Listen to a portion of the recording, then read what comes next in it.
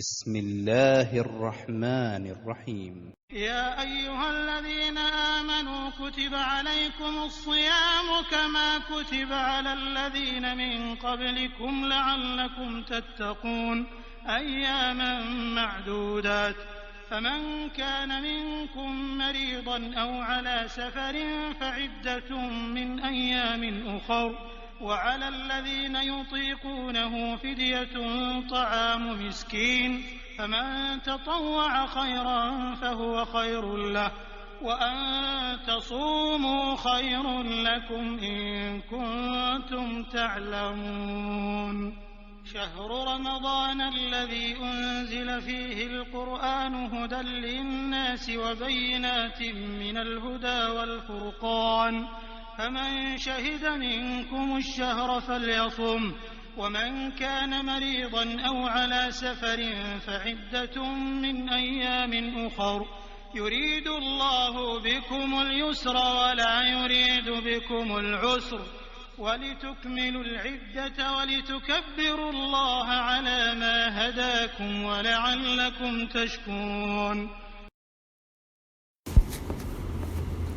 اعوذ باللہ من الشیطان الرجیم بسم اللہ الرحمن الرحیم اللہم لک الحمد کلہ و الیک یرجع الامر کلہ۔ تمام بہنوں کو السلام علیکم۔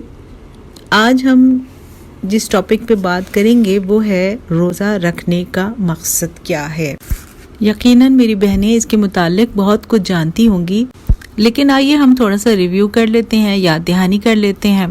سورہ بقرہ کی آیت 183 میں اللہ رب العالمین نے فرمایا ہے، اے لوگو جو ایمان لائے ہو، تم پر روزے فرض کر دیے گئے جس طرح تم سے پہلے لوگوں پر فرض کیے گئے تھے، شاید کہ تم متقی بن جاؤ۔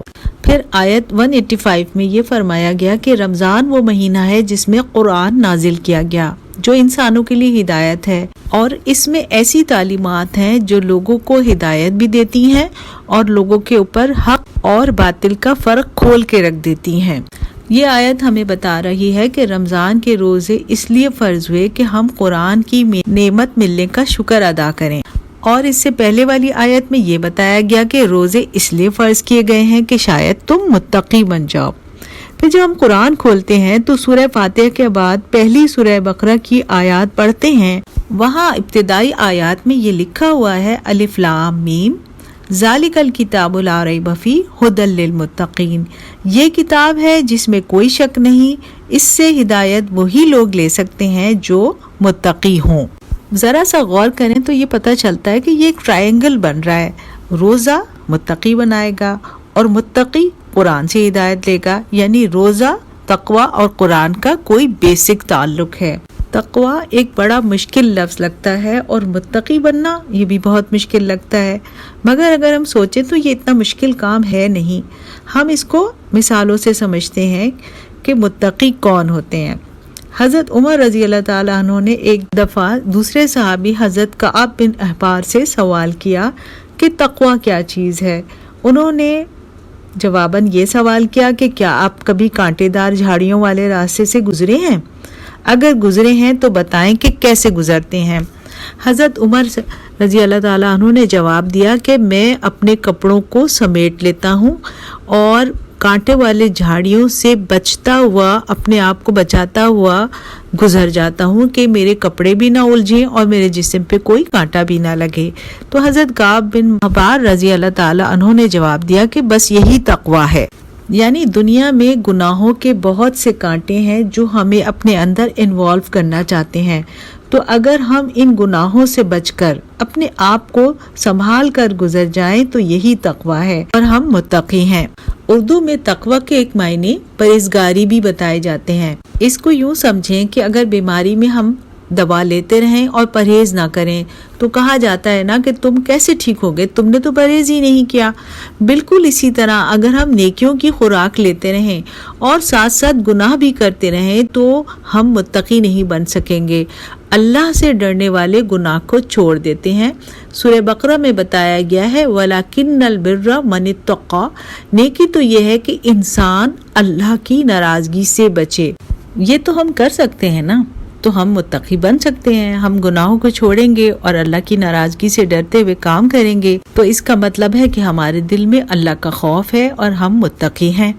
اللہ تعالیٰ نے یہ بتایا ہے کہ تمام عبادات جو ہم کرتے ہیں ان کی بیس میں تقوی ہی ہے. بارے میں کہہ دیا گیا کہ نماز برائی اور بے حیائی سے روکتی ہے، یعنی تقوی پیدا کرتی ہے.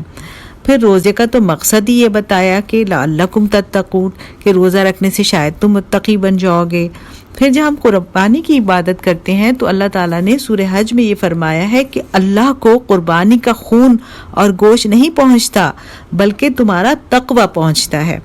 پھر حج کے لیے جائیں تو اللہ تعالیٰ نے فرمایا ہے وَتَزَوَّدُوا فَإِنَّ خَيْرَ الزَّادِ التَّقْوَىٰ، حج کے لیے سفر خرچ لے کر جاؤ اور سب سے بہتر سفر خرچ تقوی ہے. ہم جب یہ عبادات کرتے ہیں تو یہ سمجھ لیتے ہیں کہ ہم متقی ہو گئے، جبکہ اللہ یہ بتا رہے ہیں کہ یہ عبادات تو ہمیں برائیوں سے بچنے کی قوت دیتی ہیں، یہ غذا کی طرح ہمیں انرجی دیتی ہیں کہ ہم اپنے اندر کی برائیوں سے لڑ سکیں، یعنی سیلف کنٹرول کر سکیں. حدیث پاک میں فرمایا گیا ہے کہ رمضان صبر کا مہینہ ہے، یعنی رمضان سیلف کنٹرول کی ٹریننگ کا مہینہ ہے. اور یہ ٹریننگ ہمیں کس طرح کروائی جاتی ہے؟ دیکھیے، پہلے تو یہ کیا جاتا ہے کہ ہمارے سارے روٹین کو بدل دیا جاتا ہے اور ہمیں ایک بالکل نیا ٹائم ٹیبل دیا جاتا ہے. جب گہری اور میٹھی نیند آ رہی ہوتی ہے تو اس وقت اٹھا دیا جاتا ہے. کھانے کو دل نہیں چاہ رہا تب بھی سحری تو کھانی ہے. پھر سارا دن جب بھوک لگ رہی ہے تو کچھ نہیں کھانا. پھر روزہ کھولنے کے بعد دل چاہ رہا ہے کہ تھوڑا ریلیکس ہوں تو تراویح کی عبادت کے لیے کھڑے ہونا ہوتا ہے.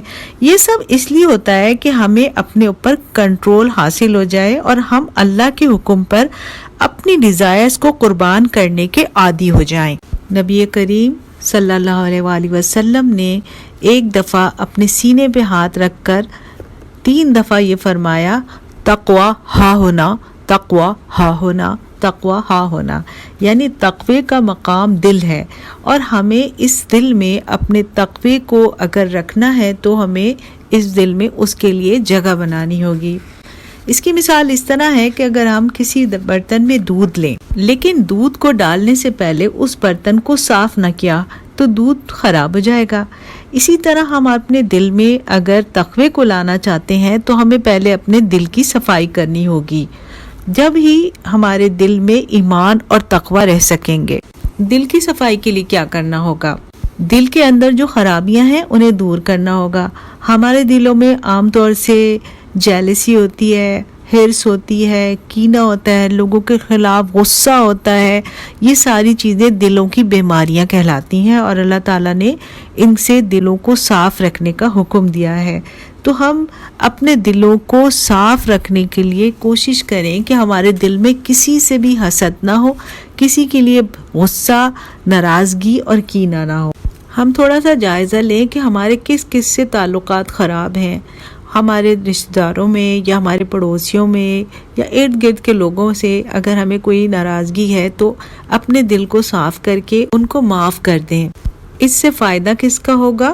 ہمارا اپنا ہوگا، کیونکہ نبی کریم صلی اللہ علیہ وآلہ وسلم نے فرمایا ہے کہ جس نے حق پر ہوتے ہوئے جھگڑا چھوڑ دیا اس کے لیے جنت میں گھر بنایا جائے گا. یعنی جنت کے گھر کو حاصل کرنے کے لیے ہمیں اپنے آپ کو اپر لیول پہ لے جا کر لوگوں کو معاف کرنا اور رعایتیں دینی ہوں گی.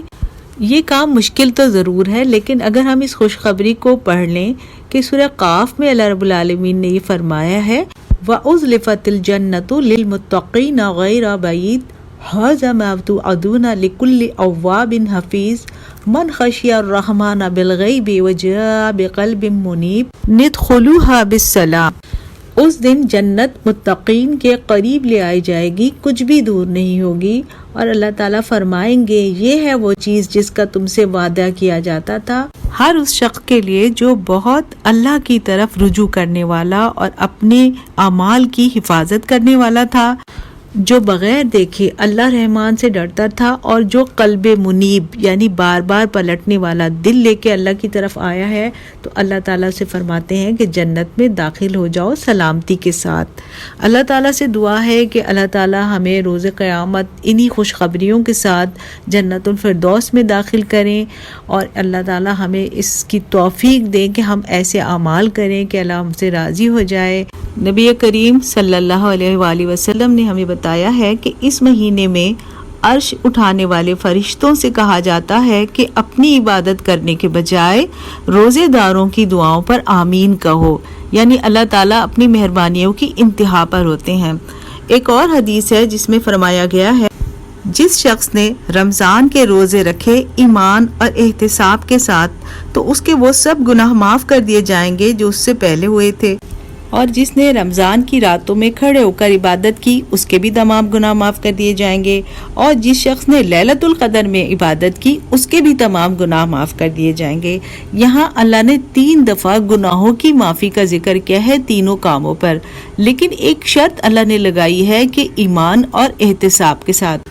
ہم کیسے معلوم کریں کہ ہمارے اندر ایمان کتنا اور کیسا ہے؟ اس کے لیے ہمیں احادیث سے مدد لینی ہوگی۔ نبی کریم صلی اللہ علیہ وآلہ وسلم نے یہ فرمایا ہے کہ جب تمہیں تمہاری نیکیاں خوش کریں اور برائیاں غمگین کر دیں تو تم مومن ہو، یعنی ہمیں گناہ کرنے کے بعد افسوس اور شرمندگی ہو تو اس کا مطلب ہے ہم مومن ہیں۔ ایمان والوں کی قسمیں بھی اللہ رب العالمین نے بتائی ہیں۔ ایک قسم وہ ہوتی ہے جو عبادات کر لینے کو کافی سمجھتی ہے اور باقی تمام معاملات دنیاوی طریقوں سے چلاتی ہے، اور اس کی نیکیاں اس کو برائیوں سے نہیں روک رہی ہوتی۔ دوسری قسم کے لوگ وہ ہوتے ہیں جو عبادات بھی کرتے ہیں، نیک عمل بھی کرتے ہیں، لوگوں کے ساتھ اچھے اخلاق سے بھی پیش آتے ہیں، لیکن وہ صرف اپنی ذاتی نیکیاں کافی سمجھتے ہیں، دوسرے لوگوں کو برائیوں سے منع کرنے کی ضرورت محسوس نہیں کرتے۔ تیسری قسم ایمان والوں کی جو اللہ رب العالمین نے بتائی ہے کہ یہ اصل ایمان ہے کہ وہ جب برائی کو دیکھتے ہیں تو اسے قوت سے روکنے کی کوشش کرتے ہیں، لیکن اگر ان کے پاس یہ اختیار نہ ہو کہ وہ اس برائی کو بزور قوت روک دیں تو پھر وہ زبان سے اس کو منع کرتے ہیں، دیکھو یہ برا کام ہے، یہ نہ کرو۔ اور پھر یہ بھی اگر ان کے لیے ممکن نہ ہو تو پھر کم از کم اس کو دل میں برا جانتے ہیں کہ یہ کام برا ہو رہا ہے اور یہ نہیں ہونا چاہیے۔ تو اللہ رب العالمین کے فرماتے ہیں کہ جس کے دل میں یہ خیال بھی نہیں آتا تو اس کے دل میں رائی کے دانے کے برابر بھی ایمان نہیں ہے۔ یعنی ہم اپنے آپ کو صرف نیکیاں کرنے کے بعد متقی اور مومن نہ سمجھیں، بلکہ ہمیں یہ کام لازمی کرنا ہے کہ برائی کو برائی سمجھنا ہے اور اس برائی سے لوگوں کو روکنا ہے۔ اس حدیث میں احتساب کی طرف بھی متوجہ کیا گیا ہے، اپنا احتساب بھی کرنا ہے۔ کس کس چیز کا احتساب کریں؟ اپنی نیت کا احتساب کریں کہ جو کچھ میں کر رہی ہوں کیا صرف اللہ رب العالمین کے لیے کر رہی ہوں۔ یہ بھی جائزہ لینا ہوگا کیا میرا دل ان احکامات پر راضی ہے جو اللہ تعالیٰ نے ایمان والوں کو دیے ہیں، کہیں میں ان احکامات کو اپنے اوپر برڈن تو نہیں سمجھتی۔ پھر ہمیں یہ بھی جائزہ لینا ہوگا کہ میرے اوپر کسی کا حق تو نہیں تھا جو میں نے ادا نہ کیا ہو۔ یہ بھی سوچنا ہوگا کہ میں نے کسی کو کوئی تکلیف تو نہیں پہنچائی ہوئی، میرے دل میں کسی کے لیے برے جذبات تو نہیں ہیں، میں کسی سے حسد تو نہیں کر رہی۔ ان سوالوں کو اپنے آپ سے کرتی جائیں اور دل میں یہ سوچتے جائیں کہ جو غلطی میں کر رہی ہوں اس کو انشاءاللہ درست کرنا ہے۔ اگر کسی کا حق ہے تو وہ سب سے پہلے ادا کریں گے، کسی کو تکلیف پہنچائی ہے تو اس سے معافی مانگ لیں گے، کسی کے لیے جیلسی اگر دل میں ہے تو دل میں سے اس غلط خیال کو نکالیں گے، اور پھر یہ بھی جائزہ لیں گے کہ ہمیں اللہ تعالیٰ نے جن کاموں سے منع کیا ہوا ہے ہم ان سے بچنے کی پوری کوشش کر رہے ہیں یا نہیں۔ یہ سارا اکاؤنٹیبلٹی کا عمل ہے جو ہم نے اپنے ساتھ کرنا ہے اور اللہ کو راضی کرنا ہے، کیونکہ یہ تمام کام ہم پر فرض ہیں۔ ان فرائض کو ادا کیے بغیر نفل پڑھنا ایسا ہی ہے جیسا کہ میں نے کسی سے قرض لیا ہوا ہو اور میں اس کو ادا نہ کروں اور اپنا مال صدقہ اور خیرات میں خرچ کروں، جبکہ اللہ تعالیٰ نے یہ بتا دیا ہے کہ فرائض کی ادائیگی ضروری ہے اور انسان اپنا فرض ادا کرنے کے ساتھ نفل پڑھتا ہے تو اللہ تعالیٰ کے بے انتہا قریب ہو جاتا ہے اور اللہ تعالیٰ اس کو محسنین میں شمار کرتے ہیں۔ اور اس عمل کے کرنے والوں سے اللہ تعالیٰ نے اس حدیث میں وعدہ کیا ہے کہ اس کے تمام گناہ معاف کر دیے جائیں گے۔ پھر اس ماہ مبارک کے بارے میں ایک حدیث یہ ملتی ہے، فیہ لیلۃ خیر من الف شہر، اس میں ایک رات ایسی ہے جو 1000 مہینوں سے زیادہ بہتر ہے، اور ہم جانتے ہیں کہ یہ لیلۃ القدر ہے۔ لیلۃ القدر کے بارے میں ایک بڑی پیاری حدیث ہے، جب شب قدر آتی ہے تو اللہ کے حکم سے جبرائیل علیہ السلام فرشتوں کے ایک گروپ کے ساتھ نیچے اترتے ہیں۔ ایک سبز جھنڈا ان کے ہاتھ میں ہوتا ہے جسے وہ خانہ کعبہ کی چھت پر لگا دیتے ہیں، اور اپنے 100 پروں میں سے وہ 2 پر بھی کھول دیتے ہیں جو صرف اسی رات کو کھولے جاتے ہیں، یہاں تک کہ وہ مشرق سے لے کے مغرب تک کی ہر چیز کو ڈھانپ لیتے ہیں۔ پھر جبرائیل علیہ السلام کے کہنے سے فرشتے اللہ کے حضور کھڑے ہونے والے ہر فرد، چاہے وہ بیٹھ کے پڑھ رہا ہو، چاہے وہ کھڑے ہو کے پڑھ رہا ہو، چاہے وہ لیٹ کے اللہ کا ذکر کر رہا ہو، اس کی دعاؤں پر آمین کہتے ہیں اور ان کو سلام پیش کرتے ہیں، یہاں تک کہ فجر ہو جاتی ہے۔ فجر کے وقت جبرائیل علیہ السلام پکارتے ہیں، اے فرشتوں اب چلو، واپس چلو۔ فرشتے پوچھتے ہیں کہ جبرائیل، اللہ تعالیٰ نے امت محمد صلی اللہ علیہ وسلم کے مومنین کے بارے میں کیا فیصلہ کیا؟ جبرائیل علیہ السلام فرماتے ہیں کہ آج کی رات اللہ تعالیٰ نے سب پر نظر رحمت کی ہے، سب کو معاف کر دیا ہے، سب کے گناہ بخش دیے ہیں سوائے 4 قسم کے آدمیوں کے۔ حضرت ابن عباس رضی اللہ تعالیٰ عنہ نے یہ حدیث بیان کی ہے اور فرماتے ہیں کہ ہم نے نبی سے پوچھا، اے اللہ کے رسول، یہ کون لوگ ہیں جن کی معافی نہیں ہوگی؟ تو نبی کریم صلی اللہ علیہ وسلم نے فرمایا، ایک کثرت سے شراب پینے والا، دوسرا اپنے والدین سے قطع تعلق کرنے والا، تیسرا رشتہ داروں کے حقوق ادا نہ کرنے والا، اور چوتھا دوسروں سے اپنے دل میں نفرت اور غصہ رکھنے والا۔ اس حدیث سے ہمیں یہ معلوم ہوتا ہے کہ اللہ رب العالمین کو اپنے بندوں سے کتنی زیادہ محبت ہے۔ اللہ تعالیٰ ہر اس شخص کو معاف کر دیں گے جو معافی مانگے گا، لیکن اس کو معاف نہیں کریں گے جو اس کے بندوں سے قطع تعلق کرے، بندوں کے حقوق ادا نہ کرے، یا ان کے لیے دل میں نفرت اور جیلسی کے جذبات رکھے، تو اللہ تعالیٰ اس شخص کی معافی نہیں کریں گے۔ تو ابھی ہم نے پچھلی جو احادیث ایمان اور احتساب والی سمجھی تھی، اس کی روشنی میں اور اس حدیث کی روشنی میں ہمیں لازمی یہ فیصلہ کرنا ہوگا کہ اگر ہم نے اس رات کی بھلائی کو پانا ہے تو ہم نے یقیناً اپنے دلوں کو صاف کر لینا ہے۔ فرمایا گیا ہے کہ اس رات کی بھلائی سے وہی محروم رہے گا جو بد نصیب ہے۔ اللہ تعالیٰ سے دعا کرتے ہیں کہ اللہ تعالیٰ ہمیں خوش نصیبوں میں شامل کر دیجئے اور ہمیں اس رات کی بھلائیاں عطا فرما دیجئے۔ اس رات کو مانگنے کے لیے اللہ کے نبی صلی اللہ علیہ وسلم نے ایک خصوصی دعا سکھائی ہے، اللہم انکا عفو تحب العفو فاعف عنی، اے اللہ آپ معاف کرنے والے ہیں، معافی کو پسند کرتے ہیں، مجھے معاف کر دیجئے۔ دیگر عبادات اور دعاؤں کے ساتھ ایک دعا یہ بھی مانگیے، اللہم انی اسألک العفو والعافیۃ فی الدنیا والآخرۃ۔ اس رات میں اپنے لیے بھی دعائیں کریں، تمام مومنین کے لیے بھی دعائیں کریں، امت مسلمہ کے لیے دعائیں کریں، اپنے ملک کے حالات سنوارنے کے لیے دعائیں کریں، اپنی دنیا اور آخرت دونوں جہانوں کی بھلائیاں مانگیں۔ ہم اللہ کو راضی کر لیں، اللہ کو منا لیں، اللہ سے قریب ہو جائیں، اس نیت کے ساتھ سارے اعمال کریں۔ اللہ تعالیٰ سے دعا ہے کہ ہمارے سارے اعمال کو قبول کر لے اور ساری دعاؤں کو قبول کر لے۔ ربنا تقبل منا انک انت السمیع العلیم وتب علینا انک انت التواب الرحیم، وصلی اللہ تعالی علی خیر خلقہ محمد وآلہ واصحابہ اجمعین برحمتک یا ارحم الراحمین، آمین ثم آمین۔